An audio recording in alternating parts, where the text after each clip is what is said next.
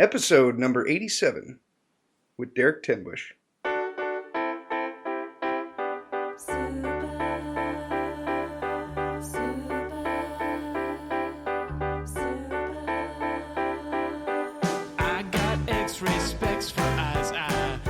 Welcome to the Heads Up Poker Podcast. This is Steve Barton, and with me today I have... Is that my cue? Oh, that's your cue. Yeah, you're supposed to say Derek Tenbusch. My bad. Derek Tenbusch.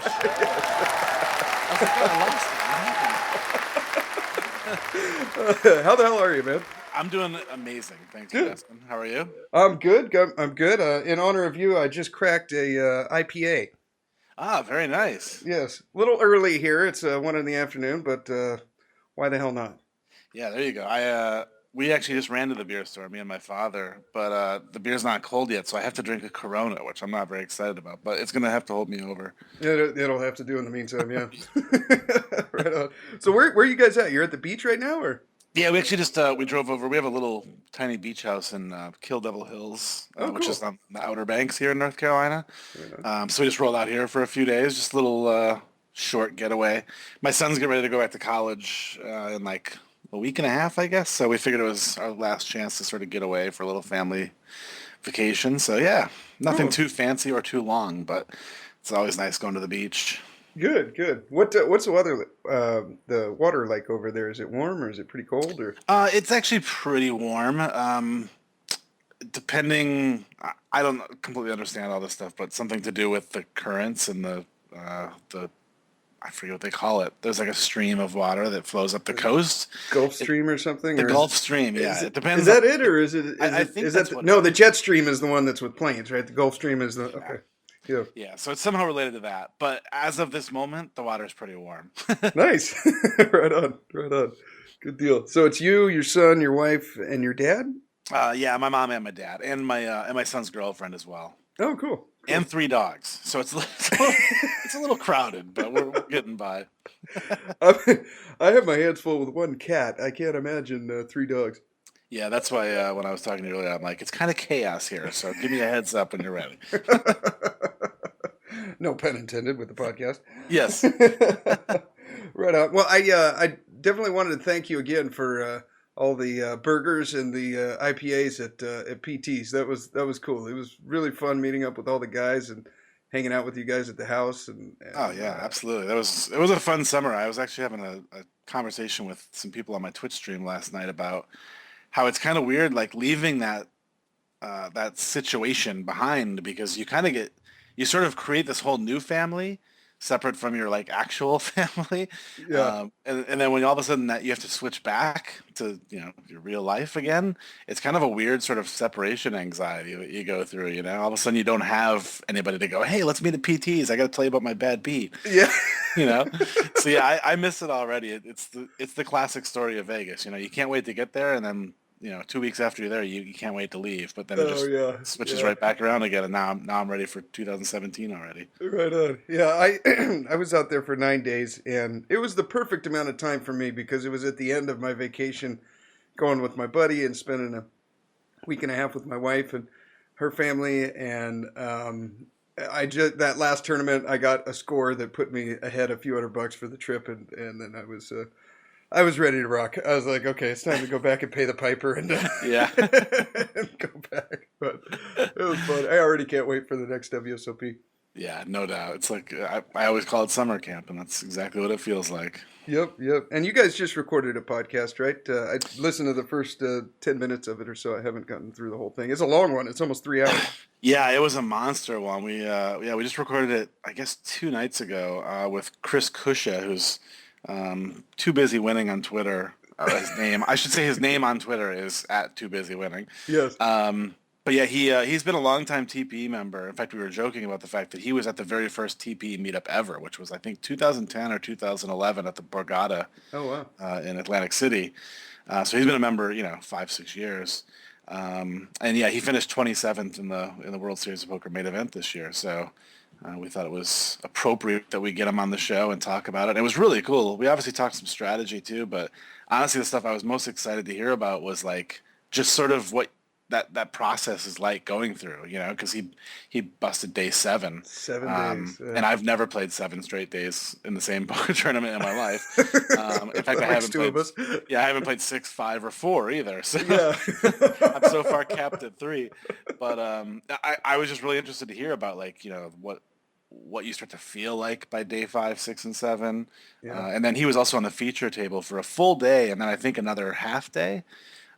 So I was curious about lights and microphones and cameras and the whole card cameras and everything. Oh yeah, just So it was cool to get the sort of pressure, behind the scenes everything. insight. Yeah, so it's definitely one that I recommend people checking out. It might be my favorite episode we've ever done, just because I was just fascinated by it. I could have talked to him for 2 more hours about it, to be honest.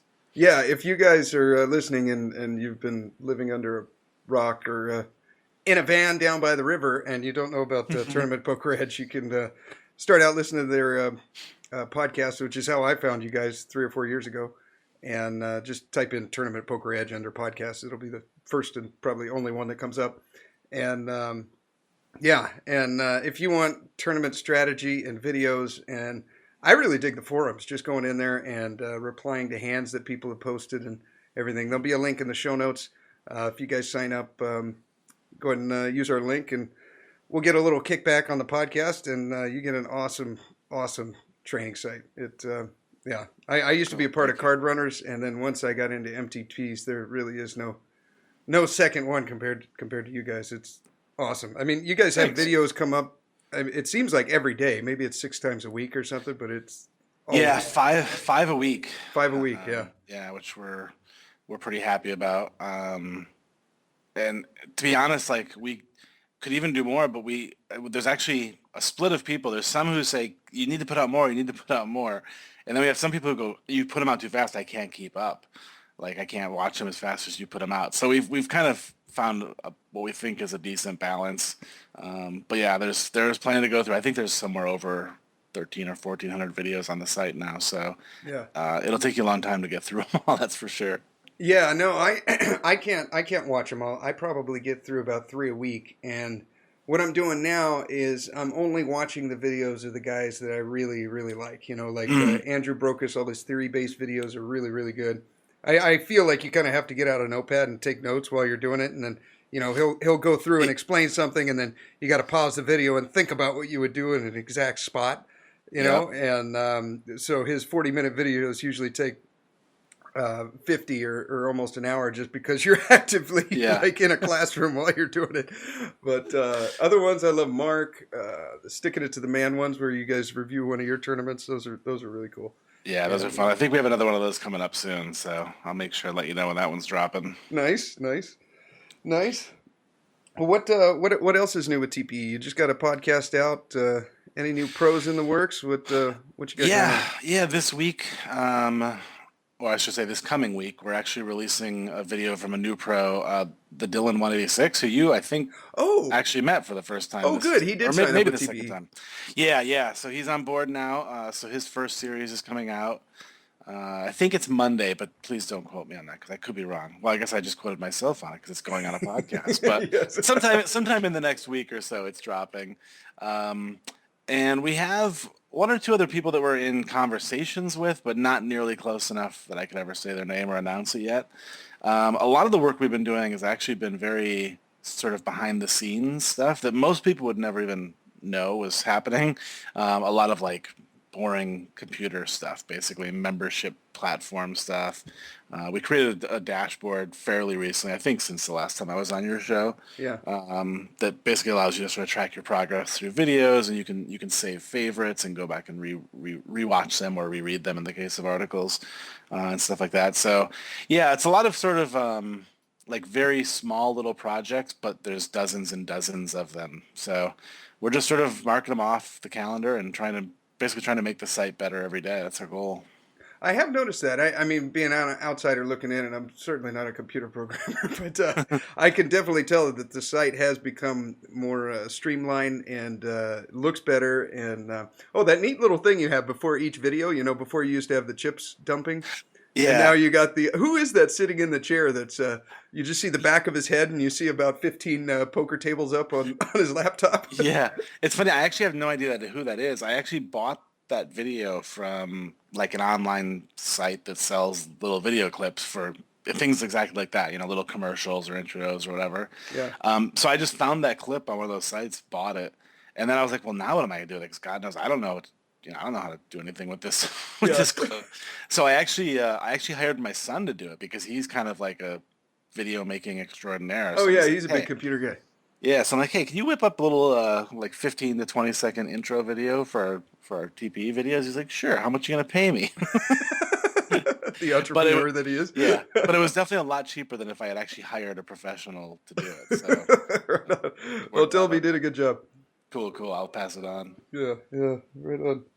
Right on. Oh, another little quick news. If you've been listening, we've been following one of my students, Chris Green, and he starts his tournament series. Let's see, we're recording this, today's Friday, right? So it'll come out on Monday, and he'll be about halfway through his series on Monday. So if you want to check out how he's doing, and I've got 10% of him, my dad's got 10%, and I'll be retweeting his tweets on Twitter at HUP Podcast. And so you can follow along with him. So I'm excited. He's buying into almost $4,000 worth of tournaments. I got a percent of them, and I don't know if you knew this, Derek, but I just found it out recently. They don't Australia. He's down in Australia. They don't tax poker winnings. Oh, really? Yeah. Man, I need to start buying more pieces of Australians. Apparently. Apparently, I do too. He told me that, and I'm like, I better GTS this because so I did, and yeah, Australia doesn't charge doesn't tax poker winnings. Oh, So very cool. yeah, that was kind of a neat little bonus. But get you an extra 30% or whatever. Yeah, no doubt. Yeah, but anyhow, I got some hands pulled up. If you want to do a little strat. Absolutely, let's do it. Okay. This one is from, actually all these hands are going to be from the $44 8 max on ACR. Yeah. It's a great tournament. I think it's one of the softest tournaments on the site. I do too, for the buy-in, and your competition is pretty slim. Yeah, And, I love it. It's and the fact that it's 8 max too. Yeah, super cool. A little more elbow room. Exactly. Yeah. Okay. Virtual elbow room. Yes. Okay, we're in the big blind. We've got Queen Jack offsuit, and the blind levels are 6120. I can't remember if there's antes at this level or not. No, there's not. Okay. So it's blind levels are 6120. We're in the big blind with Queen Jack offsuit.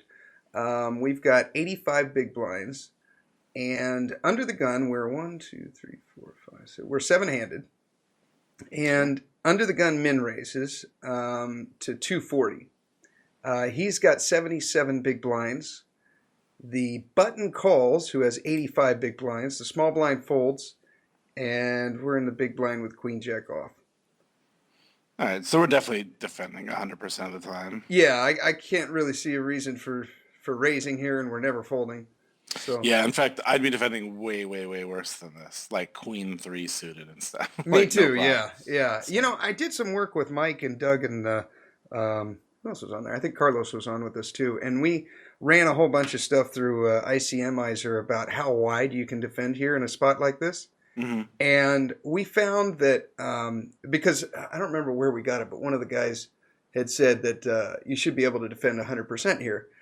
And I just couldn't picture this being possible with something like 7-2, Right. So we ran it through, and the very worst of hands you should be folding, like the 10-3s and the 9-2s and stuff like that. But it came out to like 85-90% here. Yeah, I think that seems about right. Yeah. Okay, so we complete. Then the flop comes down. Jack 7-2 rainbow. We've got no back doors or anything because we're off suit. And it's on us. Jack 7-2 rainbow, and we got Queen Jack off. I could actually see some reasons to lead here. Actually, I was just having a conversation yesterday or the day before about super dry boards like this. Noticing good regulars leading more on these kind of boards with made hands because it looks it just looks odd. It's like, well, why would he be leading with top pair? Why would he be leading with sets? So what ends up happening is people are playing back at them, and of course they don't have the nuts necessarily, but they have pretty strong hands.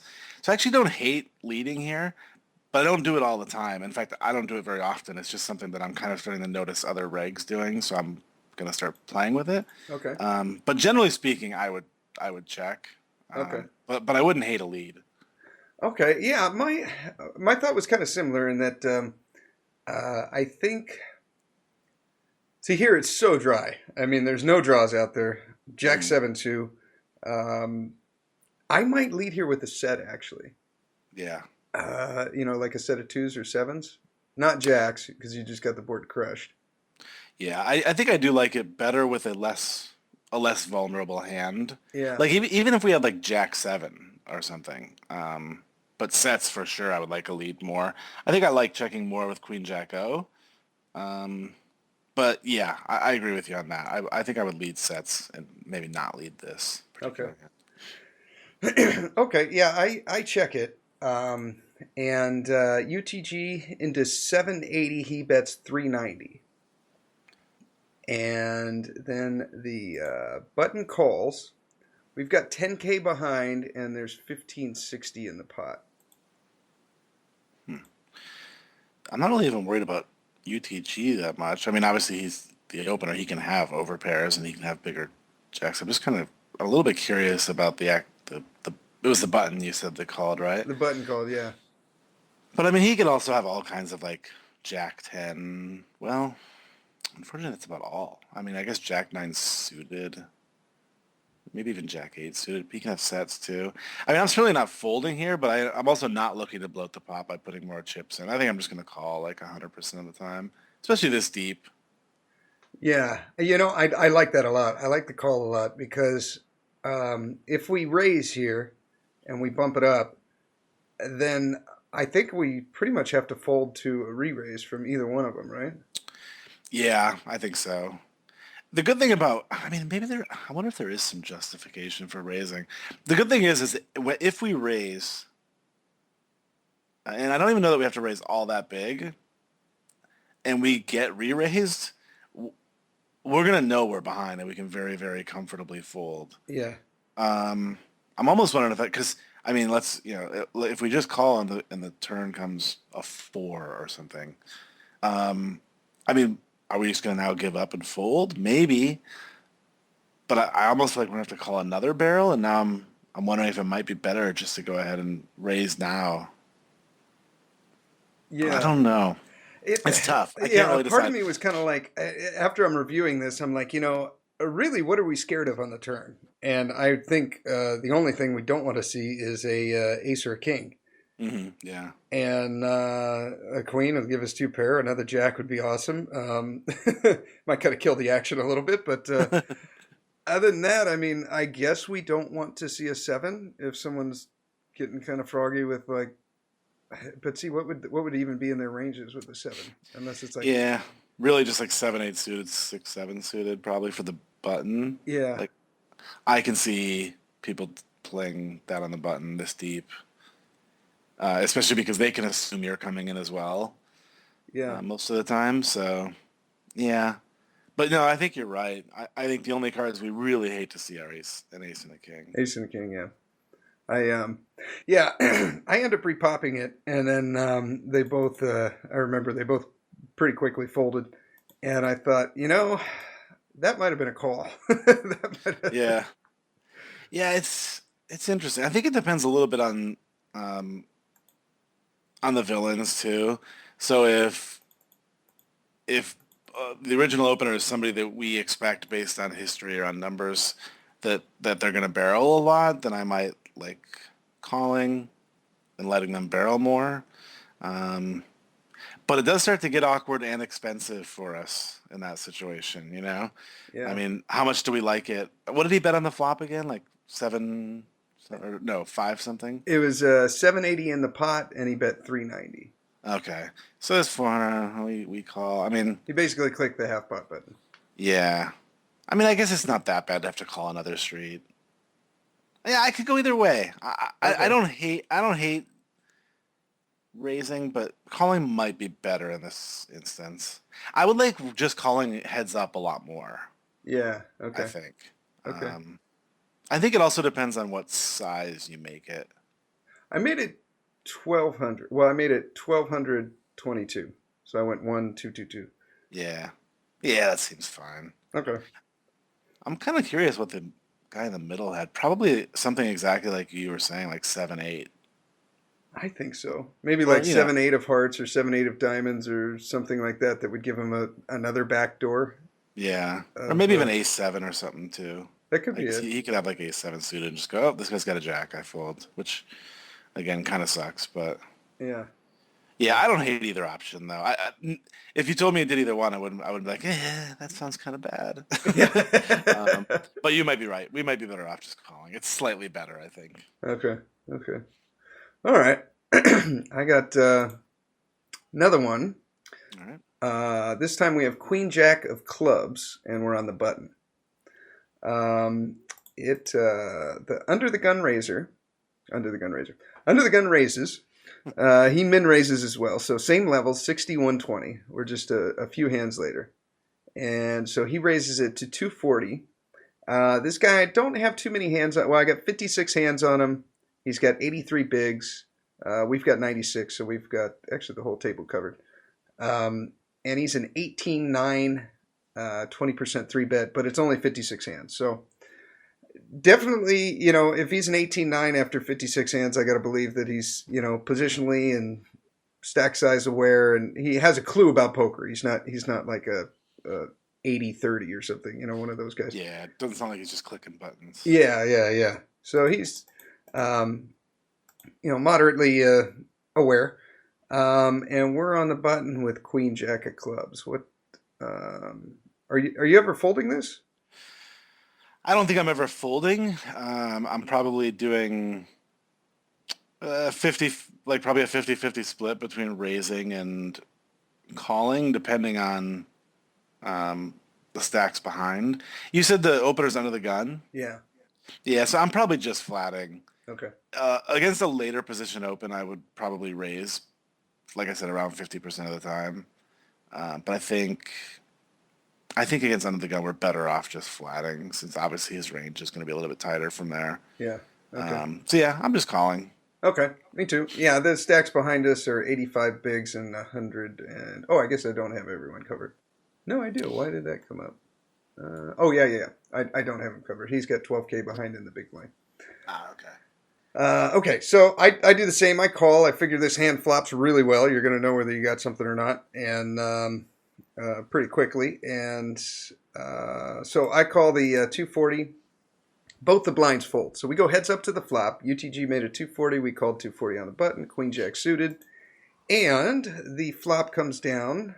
So we got Queen Jack of clubs, and the flop is the Ace of clubs, King of hearts, 7 of diamonds. And UTG clicks the half pot button. So into 660, he bets 330. So we got the straight draw and a backdoor flush draw. Yeah, we got the gut shot. Um, And we are 80-something bigs effective. yeah.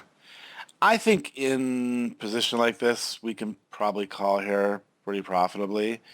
We're going to obviously make the best hand sometimes with a gutter. We're going to pick up there's a lot of turn cards that we like and can continue with. So I think I like calling with the anticipation of if he checks the turn, betting certain turns and checking other turns. But like, I guess what I'm saying is there's two ways. There's a few ways we can win. We can make the nut straight on the turn, or we can pick up a nice draw that we can either check back or bet.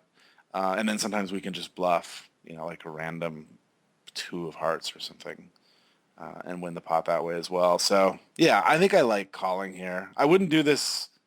I don't think I would do this like 25 big blinds deep or 30 big blinds deep, but I think 80 to 100 is fine. Yeah, I was thinking the same thing. I thought, okay, if we call here, he's C betting 50% of hands. And again, that's not a big sample, but it says something. And if we hit our, like, let's say we call here and then he checks the turn, I think we can fire, I mean, definitely any club. Definitely the 10 if we get the straight. And we can probably fire, like you said, low cards. Because if he's sitting there with jacks right now or 10s, I don't think he's calling it turn bet. Yeah, I agree. Yeah, I think I bet all those kind of hands, and I think the only thing I really check back is like a queen or a jack. That's what I was thinking. Yeah, check back a queen or a jack. If he was sitting there with 9s or something, you just turned him and maybe you can sneak in a tiny little value bet or something on the river. Yeah. I think we're thinking exactly the same. Okay. All right. Yeah, so I flick in a call, or a virtual call. And, okay, now the pot is 1320, and we get lucky, and we hit a 10. So now the board is ace, king, 10, 7. There's 2 hearts out there now. It wasn't a club. And Villain, again, clicks the half pot button. He bets 660. So we know one option is out. Yes. Folding, definitely not an option. Yeah, that would be very bad. I'm really trying to decide if I like a raise or a call. Like, we're so deep that I want to build this pot. But the fact that he's firing twice kind of leads me to think that he's going to have an ace a fair percentage of the time. I think so, yeah. Occasionally it's something like a king where he picked up more equity on the turn, like a king jack or king queen. Mm-hmm. But we block those. And he might also go into check call mode with those. I think I actually might just click this back. Yeah. Just like I said, to build the pot up a little bit. Unless this dude is super aggro, I think I like that because very few people are going to go 3 here with very many hands. Yeah. Like, the only things I kind of see going 3 are like pocket aces, pocket kings, ace king, ace 10. And honestly, some of those hands might not even do it. So yeah, ace I actually might even for a 2 pair might check yeah. over. Yeah, I think I might. I think I kind of like clicking it. I think there's enough money in there that he's gonna call with pretty much all his aces. Yeah. And he might even spaz out with something like a set or king 10 or ace 10 kind of hands. Yeah. So yeah, I think I might click it back. I wouldn't, like with many hands, I wouldn't yell at somebody if they just called here, but I think I like raising. Okay. Yeah, I like that too. I did a little bit more than click it back. I made it 1555. And my thought was with him betting the turn, I thought, okay, I think he's always checking queens, jacks, lower pairs like that. I think he's probably checking the turn. So that leads me to believe, like you were saying, that he's probably has an ace, or if the next best one is he's got a king, it's got to be like king queen or king jack, I would think. Yeah. Or king 10 now for 2 pair. I was thinking the same thing. I'm like, let's kind of on the off chance that he has 2 hearts, because there's 2 hearts out there now. Mm-hmm. Maybe we can get him to do some kind of I don't know, spaz out. Spaz out, yeah. That's true. With the 10 bringing in the flush draw, it obviously adds some more combinations of cards that he's A, not folding, yeah, and B, might go crazy with. So yeah, I think you could raise a little bigger. I would never go super big. Like I said, 2x. Yours was what, about 2.5? Maybe? About 2.5, yeah. Yeah. I think that's totally fine. Yeah, maybe 2.4 or something like that. Yep. Yeah. Okay. All right. He calls. Lovely. Yes.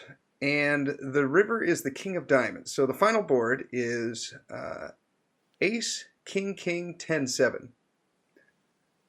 And villain with 7,800 in his stack. There's 4,400 in the pot, and he checks. And we got villain covered by about 2K. Interesting. So obviously this isn't our favorite river in the world, but it's also not our least favorite. I mean, although I'm trying to think of what cards we hate more. I guess like some heart that also brings in a straight that to chop or something. But Yeah. nonetheless, I mean, I don't. I think most if he has sets on the turn, I think he's probably going to raise. I think so too. I think he's probably, re-raising us. Yeah, If he I had a agree. set. And I also don't think he's ever checking rivered boats. On the off chance that he's like, oh, this guy's racing, I'm just gonna call with my set. I don't think I think he's gonna lead river like a huge percentage of the time. So I mean, I think we have the best hand here, like all the time. I think so too. The question is, the king like could hurt our ability to get too much more value out of him. If he has like ace X. So I'm trying to figure out how much we can really get from him. I mean, the thing is he could also have if he has a king, this gives us an opportunity to get a lot. Yeah. Yeah. How much is in the pot now? 44.30. We have 93 behind. He's got 78. Yeah, so it's too much to like over jam. If we had like 5,600 or something, I would probably just over jam. Yeah. Maybe try to make it look like a bluff, but also know that I can get called by some aces and probably a king every time. But I think that's going to be too much. I'd probably just go ahead and bet like 3K or something. Really? Okay. That big. I think so because I think we're, well, how much does he have behind again? 78.75. Okay. Yeah, I think I think we can go that big, and we leave him. I mean, we're still at 120 big blind, so we're gonna leave him like 4K or whatever. Yeah. So he might side call with an ace, going, oh, I still have 35 bigs left or whatever if I lose this hand, and he's certainly not folding a king. So I think like if we knew that he could really only have an ace, I would probably go smaller, but I want to add a little bit because of times where he does have king X. Yeah. Okay. That makes sense. Yeah. So I think because he's never raising us there with like king queen or something. I don't think. Yeah, I don't think so either. Yeah. I mean, okay. It's going to be pretty gross the times he raises on the river. If he check raises the river, it's pretty gross for us actually. But I was thinking that. I was like, what if we bet like 18 here or something into 44, and then he just shoves? Like, is this really a bet fold? Like, yeah, I mean, I would have a really hard time folding the way the hand played. I would too. I don't think I could fold it, especially in that tournament. Because it's a little bit of a later night tournament, so I find people punting a lot more. Yeah. I would have a real hard time finding the full button. And if I did, I wouldn't tell anybody about it. Yeah, exactly. You wouldn't bring it up on the podcast? No. So, yeah, I think I like going a little bit bigger. Maybe not like a full 3K, but I do like going bigger, 28, something like that. Okay. Just for exactly the reasons I said. I mean, I want to get a little bit more in there for the times he has a king, which I think is maybe not equal to the number of times he has an ace, but just bumping it up a little bit would yeah. You know what? I when I was reviewing this right now, I was thinking I bet 2,888, so I bet a little less than 3K, and my thought was that man, I think I just bet a little bit too much there because I'm picturing the guy sitting there with like a weak ace, like ace 8 or something like that, and now he's kind of put in the jam of like, am I calling for a split here, or am I even good? Is this guy just running a bluff, or what?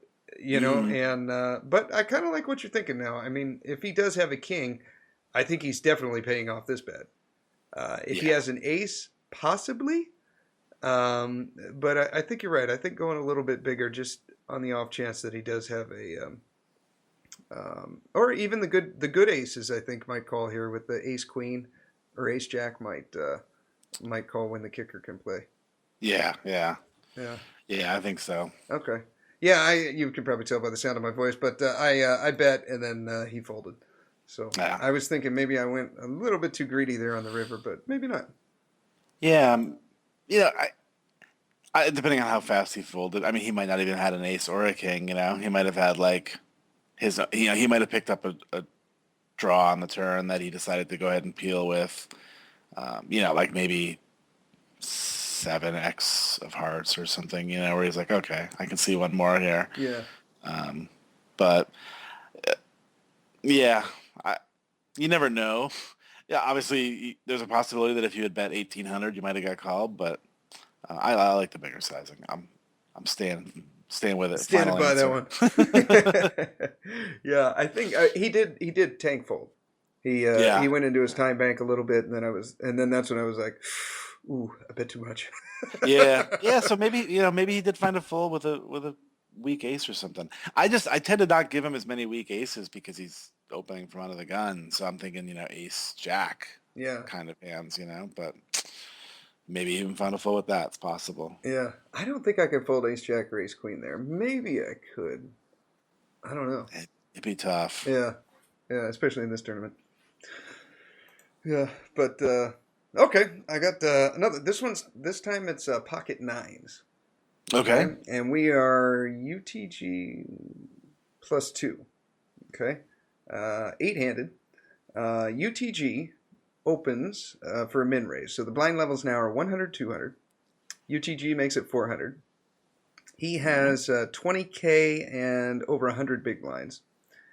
Then UTG +1, who has 56 big blinds, he calls. And we are next to act with pocket nines.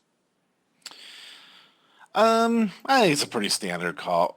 How deep are we again? We have 111 big blinds. We've got the table covered, I think. Yeah, I think I'm just calling here like pretty much 100% of the time. I think so.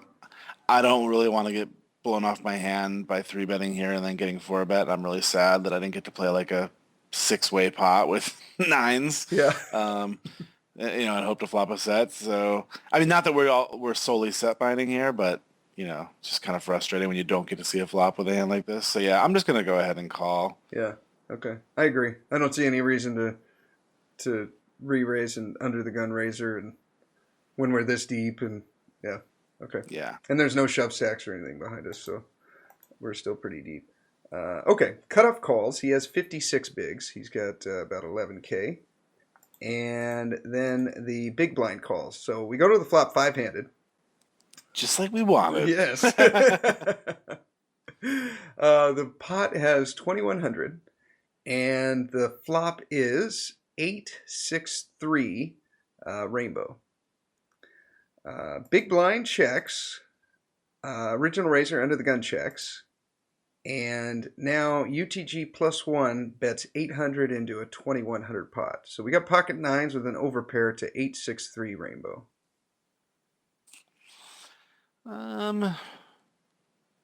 I think I just go ahead and flick in the call. We're deep enough, I think. Obviously, if there's more action behind us, like somebody raises him and he decides to call or re-raise, then we're probably just going to go ahead and get away from it. But I think I'm going to go ahead and call here. We'll have position on him if everybody else folds. It's just heads up. We'll have position heads up. And we can play our hand pretty easily, I think, in position against this guy. So, yeah, I'm going to go ahead and call. I hadn't thought of that, actually. If we just call and then the cutoff folds, you're right. Now we got position for the rest of the hand. Yeah. My thought was that I guess if he's the under the gun raiser, he could have something like ace king, ace queen, overcards, stuff like that. Maybe suited broadways that completely missed. My thought on raising was that if I do that, I might be able to thin out the field a little bit. Because if I call here, everyone behind me is going to get really good odds. Yeah, that's actually a pretty good point. So we have cutoff and big blind and under the gun left, right, behind us? Yeah, you make a pretty good point. There's going to be a lot of turns that we don't like, and we don't necessarily like. Like we can still play our hand, I think, pretty profitably. Heads up when like a jack peels Yeah. or even a queen or a 10 for that matter. Um, if we're heads up. But I feel like you make a good point that if we end up going four or even five ways to the turn, like how many turns do we even like? I mean, for that matter, even small cards. I mean, we don't like fives very much. Yeah. We don't like fours very much. We don't like nines. Like there's a lot of cards. Eights. Well, So we'd like there's nines quite a bit. That'd give us oh a sorry set. yeah, that's a good point. But there's a lot of cards we don't like. Not just overcards. So yeah, nine is a bad example, but eights, six, threes. Yeah, a seven might be if someone had 4-5, that would give him an open ender. A two would give him a straight. A seven would give him a straight. It'd give us an open ender, but then we're drawing Yeah. to eight outs instead of being ahead of Yeah. you. Yeah, the more we talk about it, and after kind of hearing you talk about wanting to just narrow the field a little bit, I think I might actually like a raise here, especially this deep. Like, it's not a big deal, really, for us to make this, like, well, he made it 800? Yeah, Yeah, I mean, it's not a big deal for us to make this, like, 2K or something. yeah, okay, Lose some of these other dudes. And again, it also gives us a chance to, like, if we just flat and then somebody behind us cut off button or under the gun, now they make it 2K, and then under the gun one calls. Now all of a sudden we're in an awkward spot where we're getting a good price with an overpair in a huge multi-way pot. So yeah, I think I would rather just go ahead and raise now. And if somebody behind us wants to go ahead and four bet, then hey, more power to them, and we could just very comfortably fold our nines. okay, But yeah, I think you've convinced me on the raise here. okay. All right. I end up popping it. I just click it this time. I just do 1600. So he bet 8. I made it 16. And then the cutoff shoves for almost 11K. And it folds back around to us. So we've got almost 21K. And he's got about 11K, and he shoves. Now, the history with this guy is let's see, how did the action go before this? This was probably about 15 hands before. He raised, and then someone 3-bet him, and then he shipped it with how many blinds did he have at the time? I know he had over 100. I don't remember what the blind levels were, but he shipped it all in. The other guy tank called with ace queen, and he showed ace king. So he way overbet with ace king there, and that's kind of what a big bet meant by him before. Right. Yeah, We're getting sucks, 1.5 to 1. Yeah, it kind of sucks, but I just don't see how many. I just don't see a whole lot of draws. I mean, I guess 7, 9, 4, 5, but doesn't seem like the kind of thing that I see very many people do when they're seeing this much action in front of them when they have a draw like that. And I don't necessarily see those hands even really in that guy's range. Yeah. And the fact that we have nines means we beat very little in terms of made hands here. I don't think this guy's doing this with like one pair. So it's like eights, sixes, threes, or a bigger pair that he decided to flat pre, like tens or jacks, maybe even a bigger pair. I mean, I don't think he does this with sevens. I actually think this is a relatively easy fold. I think you're right. There was one other hand that was playing in my mind. The one that he shoved like that way too big was ace king, and then there was another flop that came king high. It was king and dry board, like king 8-2 or whatever, and he ended up getting all in for 100 big blinds or whatever with king jack. Now it turned out he was ahead, ironically, but he got it in with that, and he reshoved like he did here. So those are the two hands that I had bouncing around in my head. I had the Ace King, one that he just completely overshipped pre-flop for that, and then I had the King Jack that a guy bet, and then he just shipped like 100 bigs with King Jack, and the guy tank called with tens or jacks or something like that. Yeah. And so he's doing it with, I mean, the King Jack. I'm not putting in that many big blinds, but in his mind, he has the best hand. You know what I mean? yeah, And yeah. in this case, like you said, he happened to have the best hand. But yeah, I don't think this is a draw very often. Like I said, Yeah, there's no draws out there. 9-7 or 4-5. Yeah, the only thing that I think we are going to be very happy to see is Ace 8, and I think everything else is going to be bigger hands. I think you're right. Yeah. Yep, I agree. When I was looking at this, I was thinking like, okay, he's got a set of threes, he's got a set of sixes, he has a set of eights, or he has like my hand or tens plus. Yeah, that seems about it. Or he's got Ace 8 and he's spazzing out like he did with the King Jack and just happened to be right.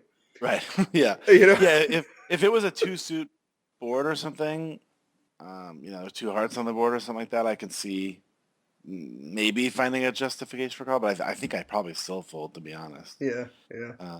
Okay. But it makes it a little closer. But yeah, I think it's a fold. I think you're right. I think this is a pretty easy fold. I do think it's a spot that a lot of people don't.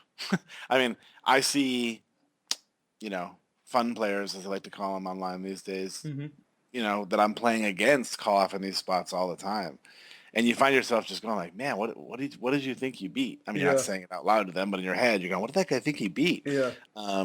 So, I think to people who have maybe played a long time or studied long enough, it becomes a pretty easy fold when you think it through.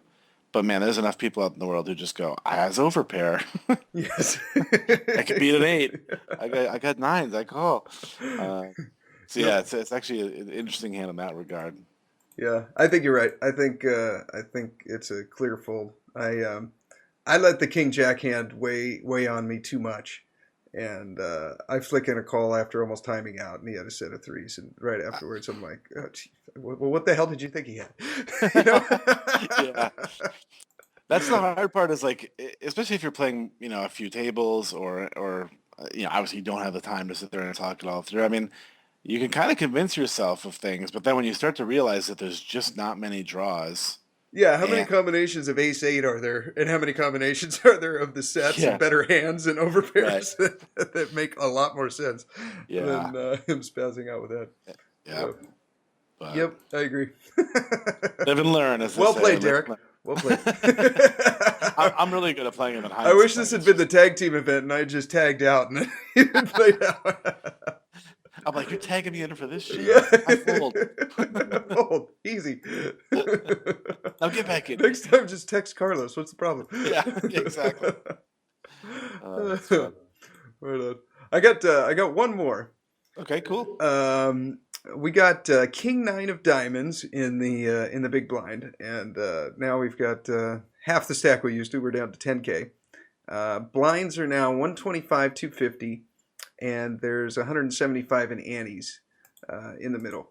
So the pot starts out at 550, and we are 7-handed here.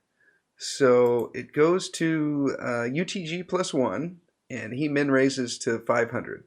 He's got 35 bigs. After 55 hands, he's a 31, 22, 6%. Let's see. C-bet percentage is 60%. C-bet percentage on the turn is 67. Okay. So he's playing a fair number of hands. He's playing quite a bit of hands. Yeah, in 55 hands, he's played a third of them and come in for a raise and over 20%. Okay. So, okay, he min raises to 500. We've got 42 bigs. We've got him covered. He's got 35 bigs. We're in the big blind with King 9 of diamonds. This was under the gun, you said, right? UTG +1. UTG 1, okay. And it folds around us. Folds around to us, yeah. All right, so this goes back to what we were saying. Like, I'm defending a massive range here. Even now that we have a slightly shorter stack, I'm still going to be defending all kinds of hands. Like, I mean, I'm defending even the short 7-10 suited and things like that. Yeah. So yeah, King 9, I'm definitely flicking in a call here. And I don't see any reason to ever raise. Yeah, I don't either. Okay. All So right. yep. We're on the same page there. Okay. The flop comes down. So we got King 9 of diamonds. The flop comes down King of clubs, 3 of clubs, 2 of spades. And there's 1,300 in the pot. All right. So we are going to be first to act. What do we start the hand with again? I'm sorry. We Like started with 4,900? 10K. There's 1,300 10K. in the pot.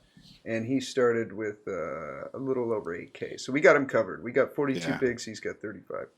It's one of those hands where I wish one of the effective stacks were shorter because then it's a lot easier. I just check jam every Yeah. time. But we're a little deeper. I still think I'm going to be checking here pretty much all the time. Yeah. I don't really see a whole lot of reason to lead. Like the worst thing is the worst thing I want to see happen here is or the last thing I want to see happen here is to lead and then get raised and be in no man's land with King 9. Yeah. So I'm just gonna go into check call mode here on this flop. I think so too. I don't see any reason to bet this. Ones that I will bet flops like this though are like if I had completed in the big blind with something like maybe ace 2, ace 3 for bottom or middle pair, or if I have like 3-4, I might donk lead that a little bit, just so that maybe I can bet the turn as well. If he's sitting there with Jackson, he's going to call 1 but not 2. But yeah, when you flop top pair like this with a medium kicker, I don't see anything to do but check. Yeah, check call. I agree. Yeah. Yep, Okay. for sure. All right. We check, and he checks behind. Okay. Interesting. Okay. So we go to the turn, and the turn is an offsuit 9. So with King 9 of diamonds, the flop was King 3, 2 clubs, 2 of spades, and the turn was a 9. So we turn top 2 pair. Interesting. I'm trying to think of what he's checking back. Did you say what his c-bet percentage was? Did you have that? It's 60. Wow, so he c-bets a fairly high percentage. I mean, which doesn't mean he's not going to check back some hands here, like maybe like ace queen with the ace of clubs or something like that. Although yeah, he might bet that too. I'm He can thinking just he's check back checking regular. back kings too. Yeah, I could definitely see him checking back sets. Oh no, I mean just a lone king. Like I see. let's say you're a UTG plus 1, and you raise it up with ace king, king queen, king jack, maybe even like king 10 suited or something if you're feeling a little froggy. But when the big blind defends and then he checks on this, and now you've got a king. Yeah, that's a good point. Like we almost never have a king, so what value does he really get from betting Yeah. his kings?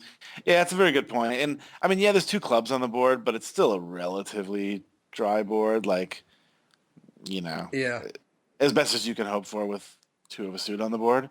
So yeah, you're right. He is going to check back some of those. I do think he would c-bet like his pairs between king and 3. So I think so guess too. so his queens, tens, jacks, all that stuff. So yeah, I think occasionally he's gonna have. He might even c-bet all his like ace queen, ace jack kind of hands too. I'm actually starting to think. I'm starting to lean more towards him having a king a large percentage of the time, to be honest. Like if I'm him, and you're just defending to a min raise in the big blind, like I'm just not putting you on a king. So when I don't have one. I think I'm going to bet a very large percentage of my hands. Me too. Like I said, all my pairs under a king, and my ace, queen, ace, jack type hands. And for that matter, even my like queen, jack suited and stuff if I'm playing those. Yeah. So, I'm actually starting to think like he's going to have a pretty large percentage of kings in his hand. Yeah, I think so. Which makes me want to lead this turn a lot. Okay. Yeah, I mean, not by a lot. I don't mean like bet it really big. I just mean like a massive percentage of the time lead this turn, Lead like the turn. maybe 100%. In fact, plus we don't want him to just check back turn and then be all withered and have to just try to get one street on the river. Yeah, I think I would go ahead and bet here, and I'd probably maybe like a little over half. Okay. something Okay. like that. Yeah, I when the 9 came, we've just got the best hand here. Like I think every time, Yeah. unless the guy has the 2 case kings, or he had pocket 2s and 3s and raised UGG plus 1. I just kind of feel like we've got it crushed here. Mm. And but then also going through it, I think he's got a lot of kings in his hand that he's checking back on the flop. Which, like you said, it kind of makes me like a little bet here. Something like 5, 6, maybe 700 at the most, Mm. and kind of lead into him. But anyways, in the moment, I checked, Okay. and he bets 867 into 1300. I like it. The other thing I wanted to say about bleeding this turn is now that it's gone check check on the flop, he might expect us to take a bunch of stabs here with our non-king hands. So like now, if he did decide to check back tens, sevens, five, all those kind of Yeah, hands, yeah, I think he's going to call all those too. I think you're right. Um, so that's just another reason why I like leading, but that's neither here nor there because we checked. But I like the fact that he bets. Now I'm just trying to decide what's best to do from here. Like I said, in hindsight, I don't think I'd be thinking this clearly about it at the time, and I don't know that I'd be so strong on him having kings in his range, but I think he does. That being said, I think he also now checked 2 on the turn is going to bet all his medium to big pairs like the queens through sevens. Like he's going to bet all those now too. Yeah. Maybe not the things below nines. Maybe sometimes. Um, but I don't know that he's going to call those if we raise him. So um, mm, I'm torn between raising and just calling. As played, I might actually really like calling and then just leading river. Yeah. Like that's kind of sexy. The only downside is like if it comes a real scare card, like 10 of clubs or something, we could end up losing value that way. But I mean, we can't really be playing because we're scared of rivers. So yeah, I think I'd probably just call and then lead like a lot meaning pretty much all rivers. Okay. Although we don't give him a chance to call our raise with flush draws. I know. I think he's betting most draws on the flop. I would think. Yeah, you're probably right. Unless he's got such a great draw like ace queen of clubs or something, maybe he would check that back. But even then, I would think that you'd bet it against a blind defend. Yeah. Yeah, the only thing we really give a chance to, like the only thing that we probably get, worse hands that we get to call, well, no, that's not true. I was gonna say worst hands we get to call by raising are only really like 10 jack, queen jack kind of hands, but that's not true because he's gonna call with some of his kings and stuff still too. Hmm. I don't know. This is a really weird one. I'm really torn between raising and calling. This is why I left this hand for the end because I feel like I butchered this one the most out of all of them. And I Yeah. I mean, I'd be fine either way, to be honest. Like, I can see merit for both. I mean, obviously, we're gonna want to bet river when we just call, and maybe, maybe we raise enough where we can. Can we set up a pot-sized river shove with a small with a small raise? let's see if we made. Okay, he made it almost 900. There is 2100 in the pot, and he made it 8.5 tonight. He made it 867. So if we made it something like, yeah, I guess we could. I mean, we'd have to bet kind of big. Maybe too big, like because I don't want to go super huge here. Yeah, because I mean, he's got 73 behind after his bet. yeah, and we don't have to. I mean, I was actually talking with Mark Alioto about this the other day. Like, I think sometimes people spend a little too much time trying to size their bets perfectly to where um to where the river shove, for example, is going to end up being like equal to or less than Less than the the pot. pot. Yeah. But in this day and age, I don't know that you need to worry about that as much. Like, people are over jamming now so much as bluffs. Um, and sometimes obviously as value, Yeah. that it doesn't look that out of place anymore. Like there was a time where when somebody overshoved, you were just like, lights went off and Yeah, you're just you're like, whoa, ding, whoa, ding, whoa, ding, whoa. ding. We bet better, bigger than the pot. Yeah, Whoa. yeah. And now it's fairly common. I mean, we were watching a really good player play in Vegas on the big screen, all of us were watching, and he literally has like 138% pot button programmed into stars. Wow. So that just shows you how common it is to be over betting. So I don't know that we need to worry so much about setting it up just perfectly. So yeah, I think with that in mind, I think I actually like raising here, and I might go as far as just even clicking it back, or like a little bit more than a click back. Like if he made it 870 or whatever, like maybe I make it like 1900 or something. Yeah. Okay. Yeah, I kind of like that, especially, I mean, if there are any drawing hands here, if he's uh, got, okay, so again, the board is King 9 3 2. We got two clubs, and we have King 9 of diamonds, so we got top two pair. If he's got something like Queen Jack for the gut shot, Jack 10 for the gut shot, maybe like 9 8 of clubs, for the pair plus the draw. If he has something like that, he's going to be calling that on the turn, and he's not going to be calling it on the river if he misses. Right. Yep. And yeah, I think you're right. I think kind of a smallish raise here, maybe like no more than 2K. Yeah. Would kind of get all those hands to call in, plus all the kings that are in his range.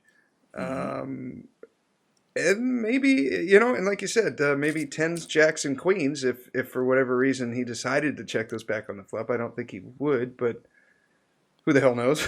Yeah. Occasionally.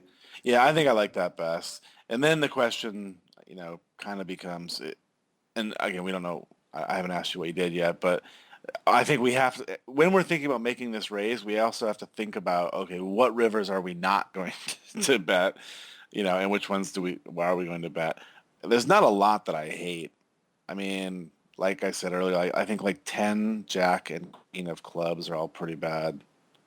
I wouldn't necessarily be afraid of just a club. Like, I think we still have to kind of go with, like, if it's a 4 of clubs or something. Because I do think, for the most part, he would have bet the flop with most of his flush draws. I think so too. So I don't think we need to worry so much about those. But then when we start adding in the straight draw combos to that, then it gets a little more scary. But we're gonna be betting most rivers. So, but I just think, like I said, I only bring it up to point out that I think it's important to sort of think about those things. Like, if you're thinking about, okay, I'm gonna raise here to set up a river shove, or to set up at least a river value bet of some sort, you want to be thinking about what hands you're gonna, if any, you're gonna slow down on. I don't even know that I slow down on those, to be honest, but it's at least something to sort of be putting through your head and considering when you're making these moves on the turn. Yeah. So what did you do? That's That's the question. Yes, I call, and I think in the moment I looked at his bet as a bluff, and I don't know. In the moment, I was thinking, I think he's bluffing. I'm just going to call here and see if he tools out on the river or whatever. I don't know what the hell I was thinking on this. Honestly, I'm just talking out my ass here. I don't know what I was thinking. now you're just like buttons. I like yeah. it. I pretty much just closed my eyes and started like clicking the mouse, and eventually it did something and it called. Okay, so we go to the river, and it's a 6 of hearts. So the final board is King 3 of clubs, 2 of spades. On the turn, we get the 9 of hearts, and the river is the 6 of hearts. Okay. So everything except for I guess 4 or 5 missed. Yeah. And going with that stellar reasoning that I had before, I check on the river. I think let's back up before I do that though, and I spoil the party. What would you do on this river? Like you said, just lead. I think actually as played. So, I'm trying to. Now I'm starting to think like, okay, well, now I'm debating with myself in my head. I had originally said like maybe just call lead, but if we do think that he has some bluffs here, whatever they might be, I'm just trying to think of what they are. Yeah, you know what? Okay. I am gonna go with, I am gonna change my mind actually. Okay. I'm changing my mind because I'm allowed to do that. Yes. I actually don't think he has many bluffs here. Um, I think most of the things that are quote unquote bluffs bet the flop. Like the things he's opening anyway. So like his ace X's, his queen jack suited, his I think all that stuff bets the flop. So I think he's either mm, got a king, or he's now convinced that his queens, jacks, tens are good, Yeah. and he's betting. So yeah, I originally had changed my mind to actually liking your check, but now I'm going back, and I think I'm gonna lead because I do think he's gonna think those hands are good, but he's gonna check some of them back as well. That's a good point. He's probably checking like tens, maybe. Yeah. Yeah. And even maybe like eights and stuff might call a bet, but are never going to bet. Yeah. And he's going to obviously call with all his worst kings, occasionally with things like ace nine, although I don't think he has that very often. So yeah, I've literally changed my mind about the river 3 times, but I'm settling on leading, I think. Your final answer. Yeah, because I don't think he's got bluffs. I don't think he's going to bluff. Like, I don't think we're ever going to be able to just get him to tool out here with like, you know, four. Oh well, I was gonna say 4 or 5. Yeah, that'd be the straight. That would be the straight. But yeah, like take your random air hands. I don't think he's ever tooling out with them, like ace high or something. Okay. Okay. Yeah, I don't think that's really gonna happen. So I'd rather just lead and try to get called by king X and pairs between nines and kings. Okay. Yeah. All right. Oh, and Oh no, yeah. That's that's it for me. okay. That's what I would do. I'm assuming I'm gonna guess that he checked back like a medium strength value hand here that we probably could have got called by, but I don't know for sure. Okay. I check, obviously. After having said that about 4 times, I check, and my I don't know what the hell my reasoning was. Into a 3K pot, I got 9K behind. He's got 73, and he bets, 2K into a 3K pot. So now there's 5K in there. We got 9K behind, and he has 53 behind.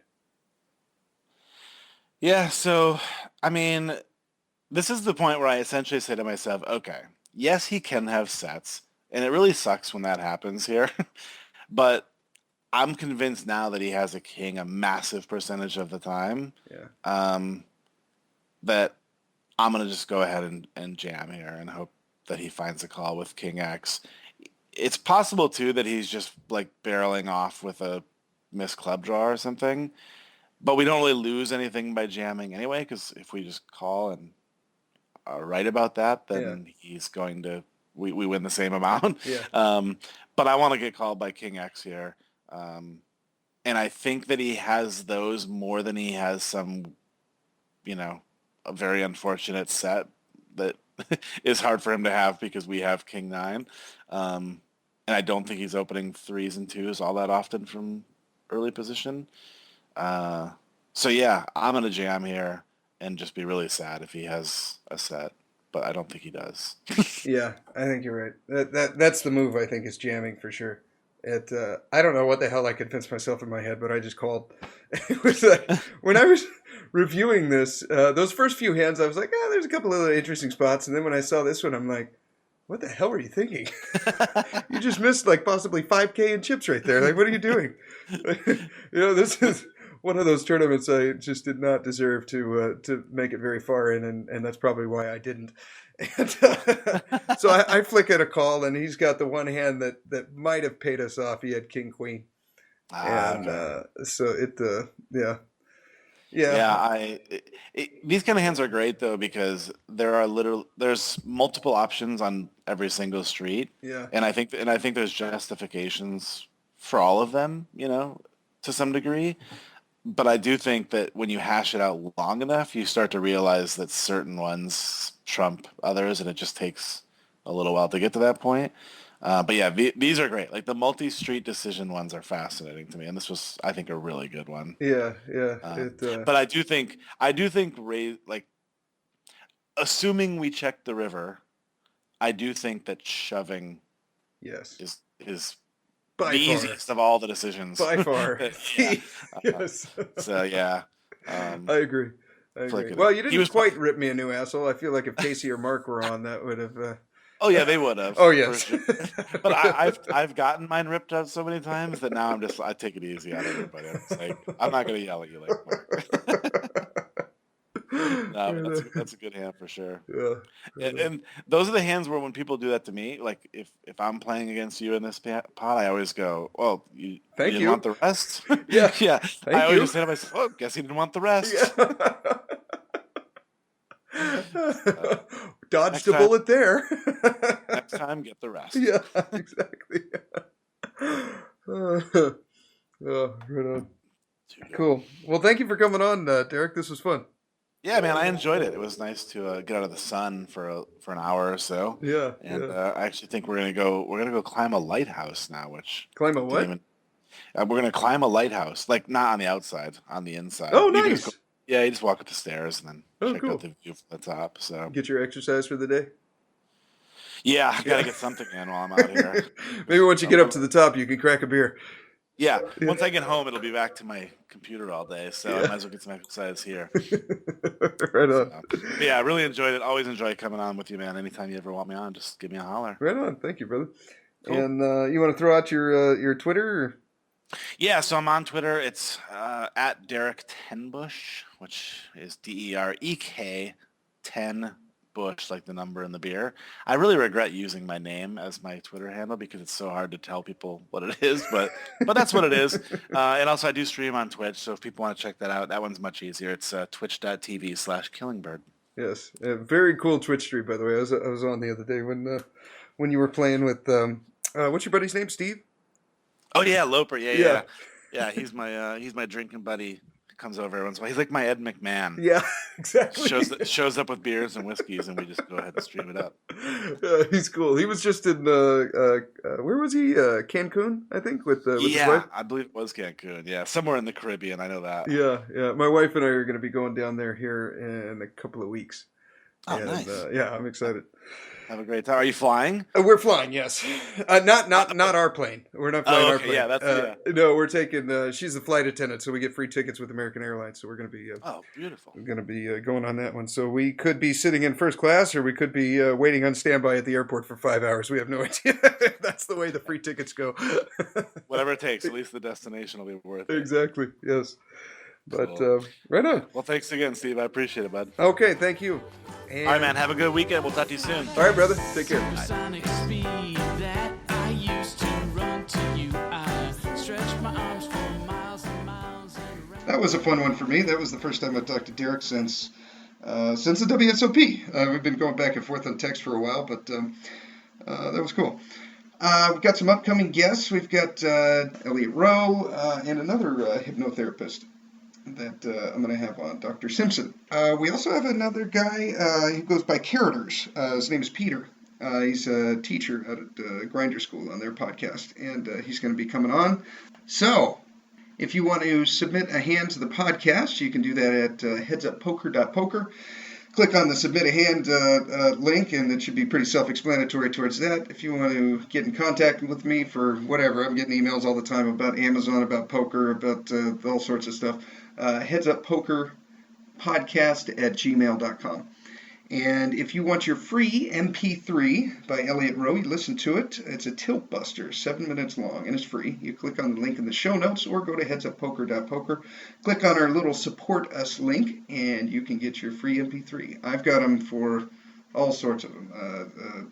MTTs, live cash, live MTTs. And what my routine before I even start playing is I take about 15 minutes, I lay down in the bed. Each of the tapes is only about 10 minutes long.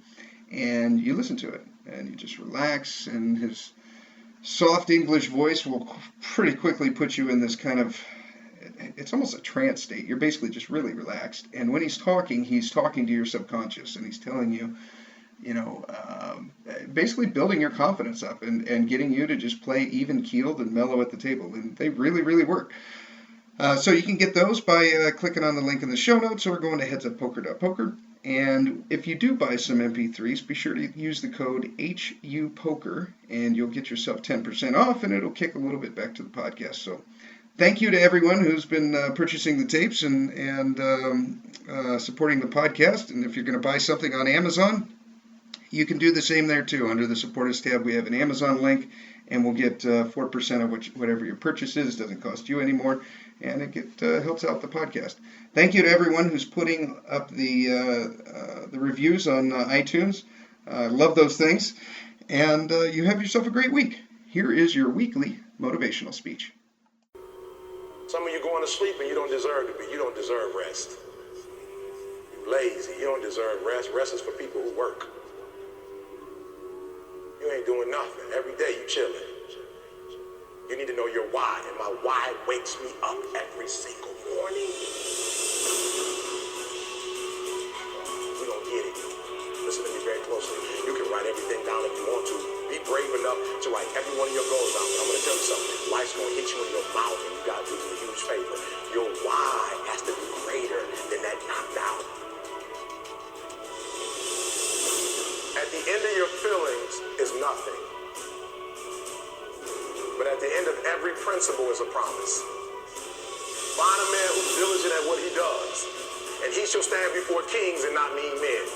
Every day you say no to your dreams, you might be pushing your dreams back a whole 6 months. That one single day, that one day you didn't get up, could have pushed your stuff back I don't know how long. The first level to success in life, listen to me, the very first level is you seeing it. Like it's clear to you. Like you know exactly what you want. You know exactly when you want it. Listen to me, you know exactly what it tastes like.